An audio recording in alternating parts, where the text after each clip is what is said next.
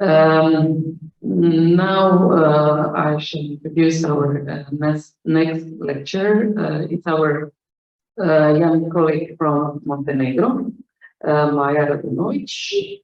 Maja will be talking about practical challenges on determining the debtor in the arrest proceedings. Maja, sorry. Here it is. Maja Radunović currently works as an attorney at law in Montenegro, advising clients in all aspects of maritime law. Before that, she worked as judicial advisor in the Commercial Court of Montenegro and as an external advisor to the Ministry of Traffic and Maritime Affairs. Since then, she is very actively involved in maritime law, both from academic and practical perspective, and she is the president and one of the founders of recently established Montenegrin Maritime Law Association. Maja, please, the floor is yours. Thank you very much. Good afternoon, everyone. It's really a pleasure to attend this beautiful course, third time in a row. I really enjoy listening to those really interesting presentations, and I hope I will have something interesting to say for you as well. So the title of my today's presentation is, as Petra said, Practical Challenges of Determining the Debtor in the Arrest Proceeding, the Montenegrin Perspective. Well, why I chose this topic? Because first, you cannot have a maritime force without arrest. It always has to be one of the topics, so this time it was mine. And another, I mean, probably you know that each time when I have some interesting case in the practice, or when I hear or listen or read about something, I like to see what kind of implications it can have in practice. So I was inspired by one case of arrest. But from a bit different perspective, which I will express later. This is a list of abbreviations, not so important. Well, let's see. As we all know, a general principle of law is that the contract is a pacta sunt servanda, or like Walter Bogišić used to say, ugovor je strankama zakona. For the ones who do not understand, literally translated is that the contract is law for the parties. So what does it mean? That the agreements concluded between the parties are binding upon the parties who concluded those agreements, who entered into those agreements. So we have creditors and debtors in agreements, and where the creditors have various legal possibilities to secure and enforce their claims against debtor and their property. So because of that, there are widely accepted provisional measures. When I say widely, I think worldwide accepted provisional measures, which are procedural methods of securing different claims. So at least when we speak from the perspective of civil law or Montenegrin law, which I understand, arrest of the ship is considered to be a provisional measure. However, it's a kind of a bit different provisional measure. So going back to the general principles of law, sometimes liability for act and omission of another person is usually exceptional. It's stipulated by the law, and it refers usually to tort liability for other persons. And it's that can be said it's exception of this rule pacta sunt servanda. Otherwise, well, actually, what I wanted to say is that exception from the rule of pacta sunt servanda is when you have a contract for the benefit of the third party. But this should be a general rule.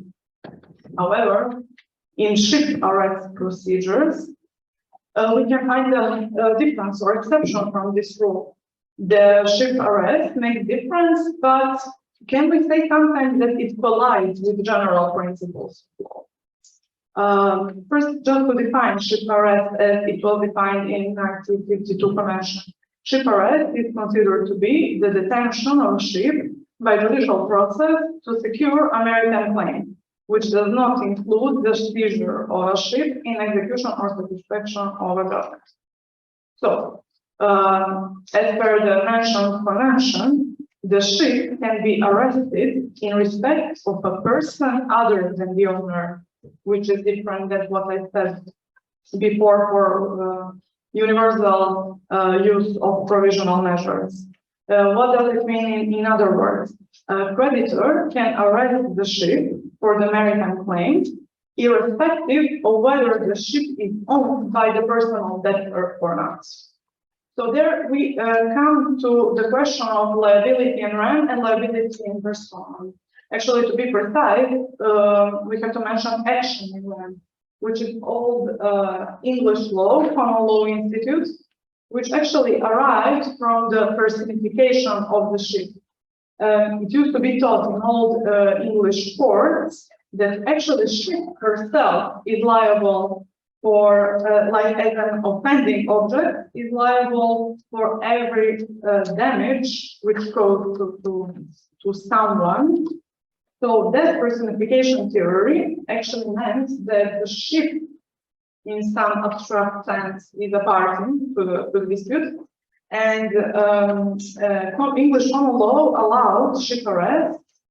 Actually, actio in rem is allowed for maritime liens proper, or and especially enumerated number of maritime claims. In the civil law tradition, actio in rem was not known and was not used at all. The civil law tradition knew for attachment. So, given that civil law countries understood only the term of liability in persona, so you can seizure only the assets of the person who you find liable, who the court finds liable in dispute.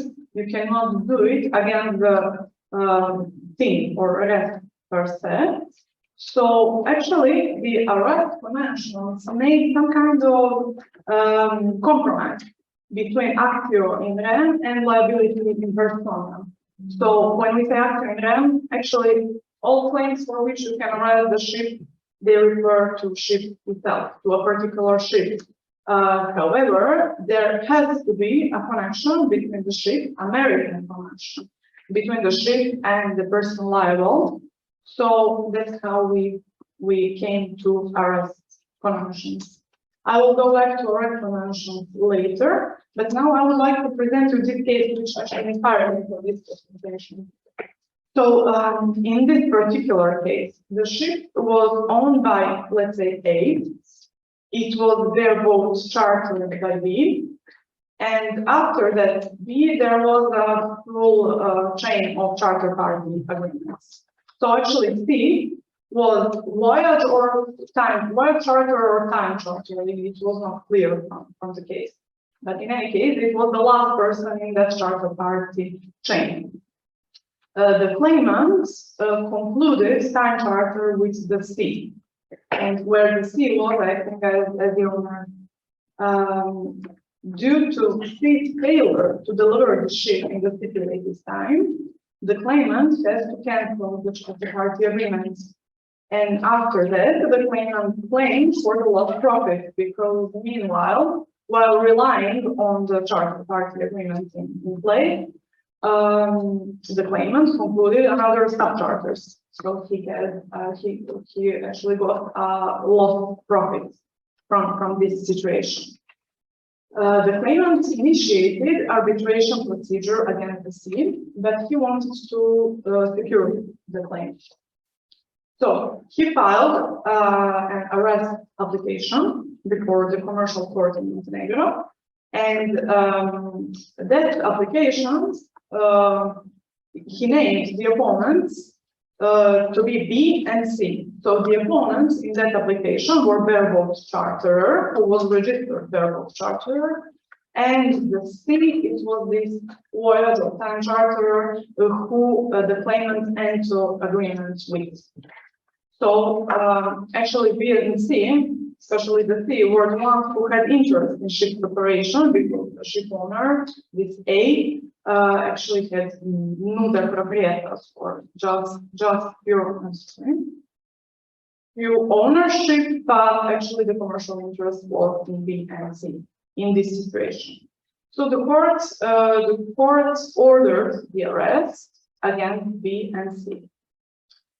So now I would just like to remind all of us of a few provisions of the 1952 arrest convention. And we all know it's the most widely acceptable arrest convention.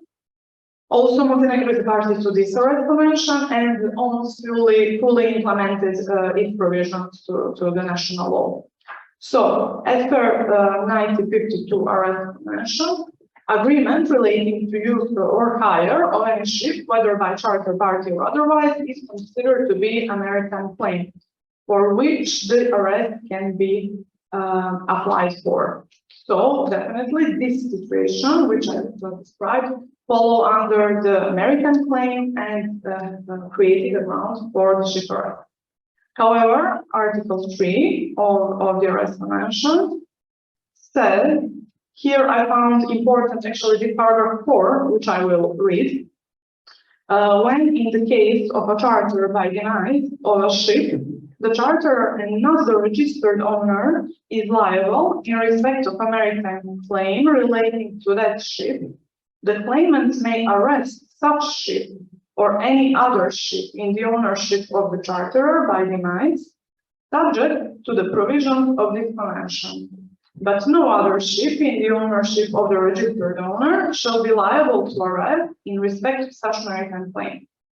The provisions of this paragraph shall apply to any case in which a person other than the registered owner of a ship is liable in respect of a maritime claim relating to that ship. So, as how I understand this provision, especially this last sentence which I put in blue, claimants can arrest the ship even though the person who is the owner, registered owner of that ship, is not personally liable for that claim.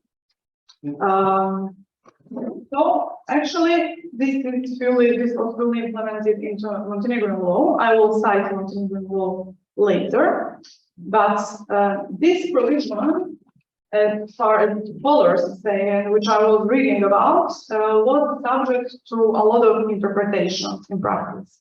It could be said that this provision actually was intended to leave space for ship arrests for maritime liens, for claims which give rise to maritime liens according to various national laws and jurisdictions.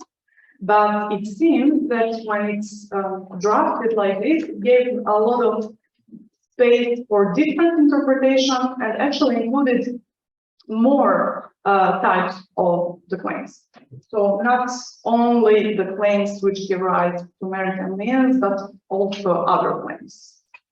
So the subsequent convention, or convention, the 1999 arrest convention, even though Montenegro is not party to it, I found this difference between two conventions interesting, changed its wording a bit and introduced something which will limit the number of claims for which the ship can be arrested. Again, I'm speaking just about the claims which cannot be connected to a personal liability of the registered ship owner.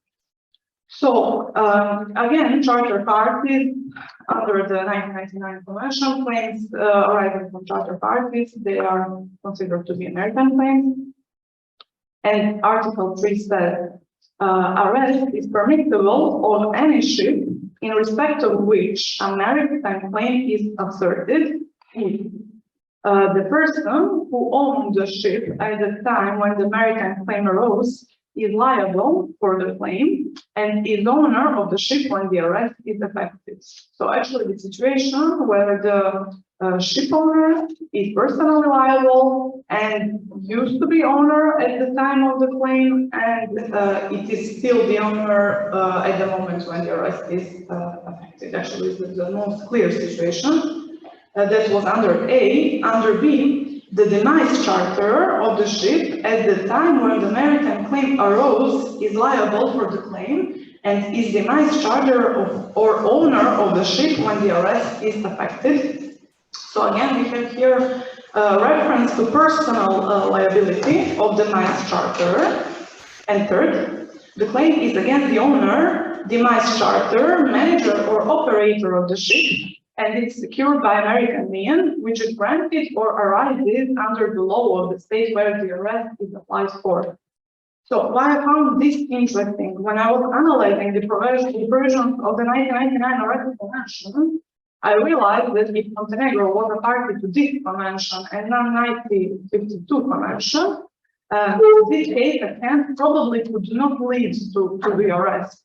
Why? Because in the case at hand, as I already explained, personally liable actually was, I mean, the person who the claimant entered into agreement was a thief, who was the last one in this charter party chain.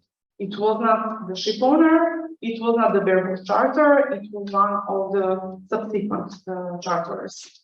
So the situation could not be found actually in this ABE enumeration.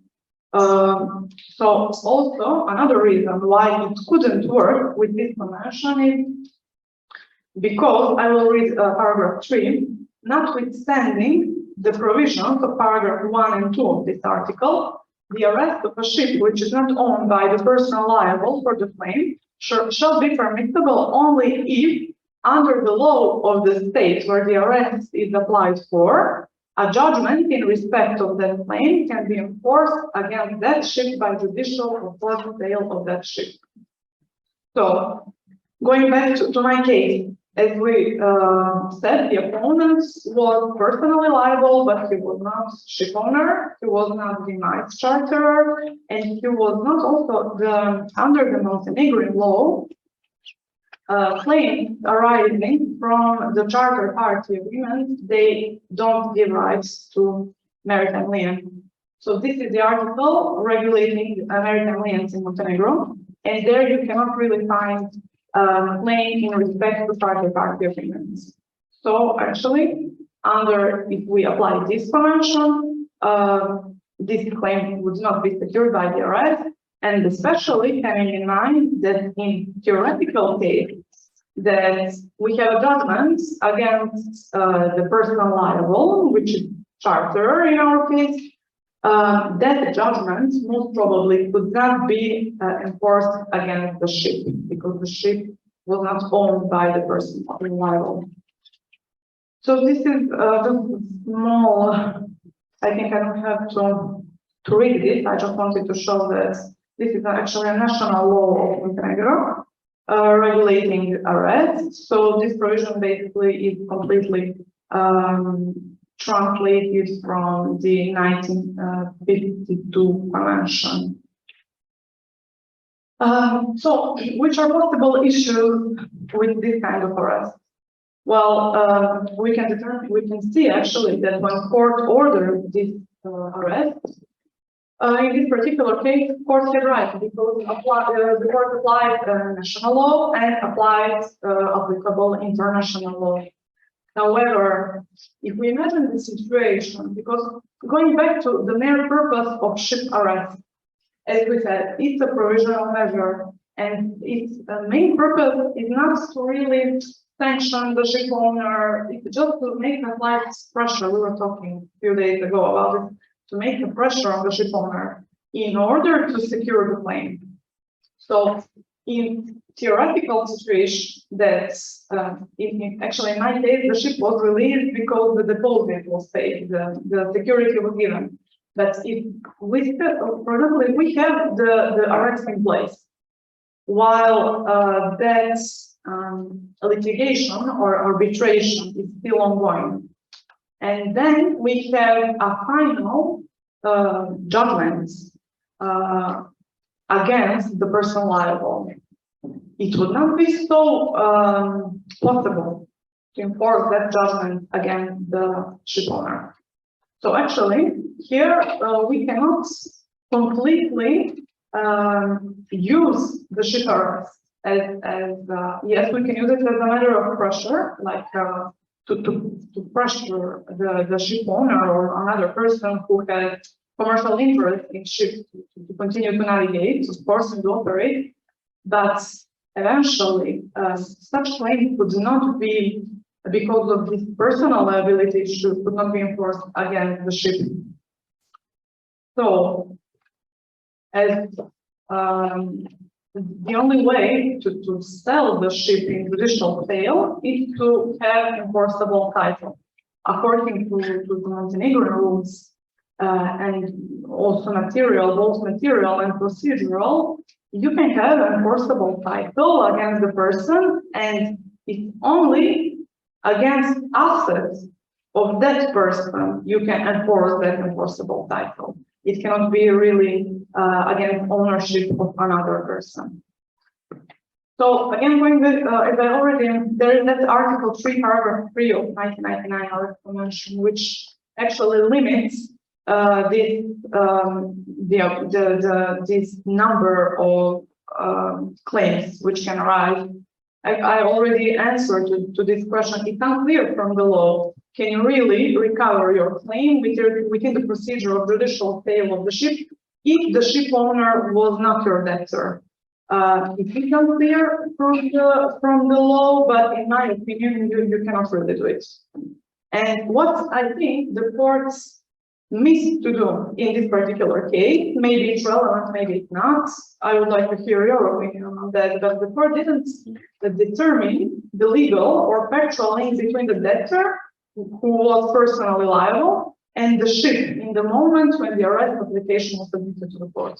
So that sea, if you remember from the beginning, the court was not aware, was the sea still a charterer of that ship?